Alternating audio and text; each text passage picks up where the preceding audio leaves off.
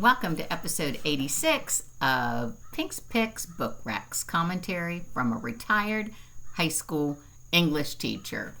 As promised in last week's episode, today's titles, Susan Meissner's Only the Beautiful and Patti Callahan Henry's The Secret Book of Flora Lea, continue my discussion of historical fiction set during World War II. They share interesting narrative styles and several overarching themes. One, the negative impact of keeping secrets and telling lies. Two, the importance of either finding or creating family. Three, the irony of being in the wrong place at the wrong time, or conversely, the right place at the right time. And four, the significance of reinventing ourselves at critical junctures in our lives. Beautiful has two parallel parts, each with its own first-person narrator. Within each part, timelines are also juxtaposed. A chronological chapter is followed by a before chapter or retrospective section. This style makes for a propulsive read as the audience perpetually is eager to reach the next section in order to puzzle the plot together. The first part, Roseanne's, is set north of San Francisco, where Roseanne's parents are the beloved caretakers of a successful vineyard. After an unimaginable tragedy, she ends up orphaned, pregnant, and banished from the property. The second part, Helen's, is set in occupied Vienna, where Helen witnesses Hitler's practice of Krankenmord, which translated means mercy killing. After Americans joined the war and this perverse form of euthanasia was discovered, U.S. citizens were understandably sickened and outraged.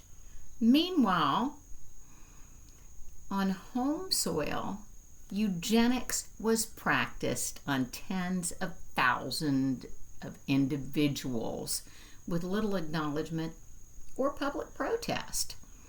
Flora Lea also has shifting narration that oscillates between Hazel, a teenager during World War II, and Hazel as a valued employee at Hogan's Rare Bookshop in London in 1960.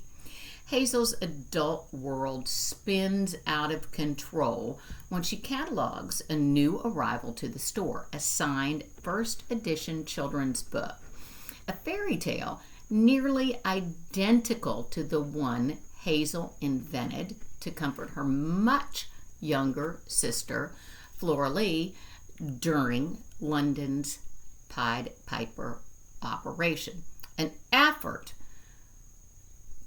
to relocate over 3.5 million children prior to the Blitz. Hazel had never repeated, nor had she ever written down their story since Flora Lea disappeared 20 years before. So, the appearance of the book gives her renewed hope that Flora Lea is still alive. The case had sadly gone cold, merely a footnote among monumental historical events.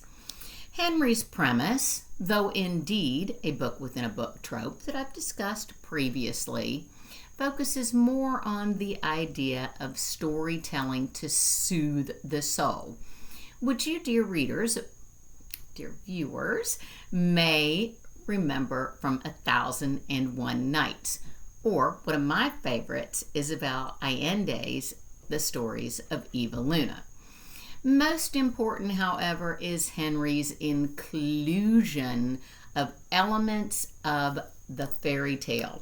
She takes this stylistic approach in both the World War II chapters and the 1960 chapters. In her notes at the end of the book, Henry writes that imagination helps us make meaning out of the meaningless, sense of the senseless, and myth of the mundane.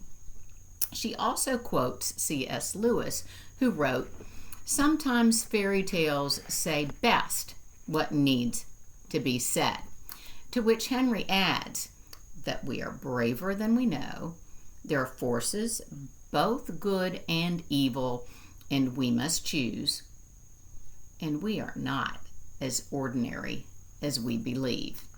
If that sounds appealing to you within the context of the story, or if you read and enjoyed Henry's Surviving Savannah from episode 83, you'll like The Secret Book of Flora Lea.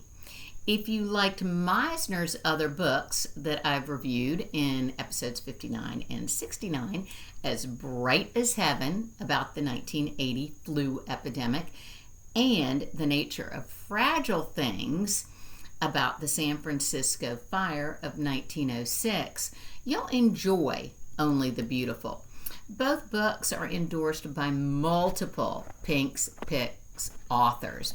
Though neither is what I would call literature, both are excellent stories. So I agree with the accolades and give these books each